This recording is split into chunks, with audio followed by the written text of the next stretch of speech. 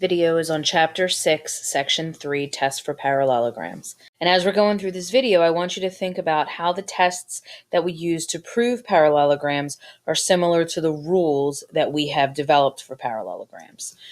That means that there will be no new vocabulary in this section.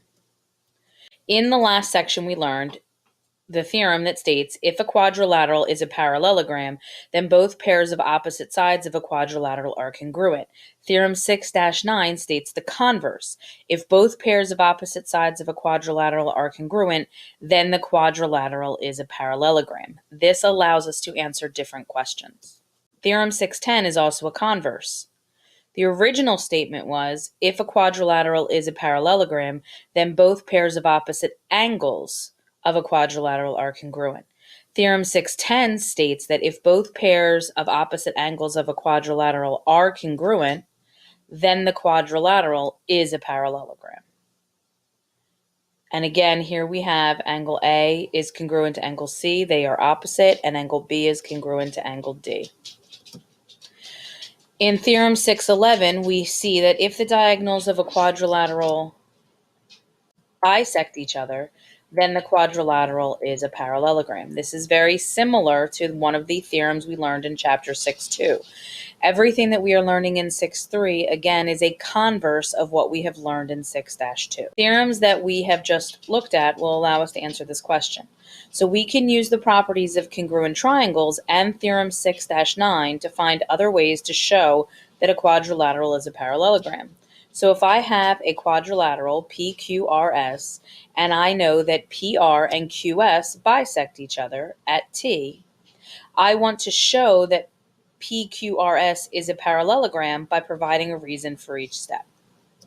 So the first thing that I know is that the diagonals are bisected. PT is going to be equal to TR and QT is going to be equal to TS. And I know that because that information is the definition of segment bisectors. Angle PTQ and angle RTS and angle STP and angle QTR are congruent because they are vertical angles. Therefore, triangle PQT is congruent to triangle RST, and triangle PTS is congruent to triangle RTQ because they are side angle side. I therefore know that PQ is going to be congruent to RS because those are opposite, and I know that PS is going to be congruent to RQ because the corresponding parts of congruent triangles are congruent. Therefore, I know that PQRS is a parallelogram by Theorem 6-9 that opposite sides are congruent. Which leads us to Theorem 612, which states if one pair of opposite sides of a quadrilateral is parallel and congruent, then the quadrilateral is a parallelogram. Please notice that the parallel sides and the congruent sides need to be the same. It cannot be AD is congruent and AB is parallel. The parallel and congruent sides must be the same. I want to determine whether each quadrilateral is a parallelogram. If the figure is a parallelogram, give your reason. So in this quadrilateral, I see that one pair of sides is congruent. So I see that AB is going to be congruent to DC by the markings. And I see that AB is parallel to DC. And even though that is not labeled, I can see that it is parallel because angle ABD is congruent to angle CDB, which means that they are alternate interior angles, and alternate interior angles give us parallel lines. Since I know that AB is congruent to DC, and I know that AB is parallel to DC, I know that this quadrilateral is a parallelogram. I want to determine whether the quadrilateral is a parallelogram, and it asks me to justify my answer. If I look at this quadrilateral, I can see that this side is 35 and this side is 35. They are opposite sides, are congruent, and the 20 is congruent to the other 20. Therefore, I know that this is a parallelogram. But because it says justify your answer and there's no arithmetic, that means that I need to provide a reason. So I know that opposite sides are congruent, and therefore I would use the theorem if both pairs of opposite sides of a quadrilateral are congruent, then the quadrilateral is a parallelogram.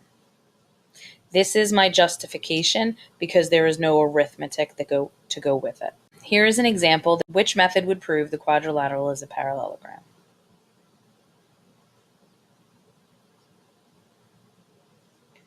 Well, if I look at my picture, I see that opposite sides are 15. So I know that opposite sides are 15 and opposite sides are parallel, but they are the same side. It's not going to be A or B because that says both pairs of opposite sides. It's not going to be C because that deals with angles, so therefore it is going to be D. One pair of opposite sides are both parallel and congruent. I can also use quadrilaterals and algebra. So find x and y so that the quadrilateral is a parallelogram. Well, since I am given sides, in order for this to be a parallelogram, opposite sides would need to be congruent. Therefore, I can set up the following equation. If I want to find x, I could say 4x minus 1 is equal to 3 times the quantity x plus 2 because those are the opposite sides. I distribute my 3. I subtract my 3x, and then I add my 1, and I would get that x is equal to 7. Again, if you can set up the equation at this point, you should be able to solve it. Now I need to find y. Again, I set the opposite sides congruent. 3 times the quantity y plus 1 is equal to 4 minus 2. I distribute. I subtract my 3y. Then I add my 2, and I get that y is equal to 5. Here is a concept summary. In order to prove that a quadrilateral is a parallelogram, you need to show that both pairs of opposite sides are parallel. That's one option. Show that both pairs of opposite sides are congruent. Show that both pairs of opposite angles are congruent.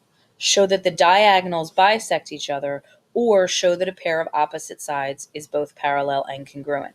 There is no shortcut to these, ladies and gentlemen. You need to memorize these theorems and be able to use them. Please bring any questions you may have to class.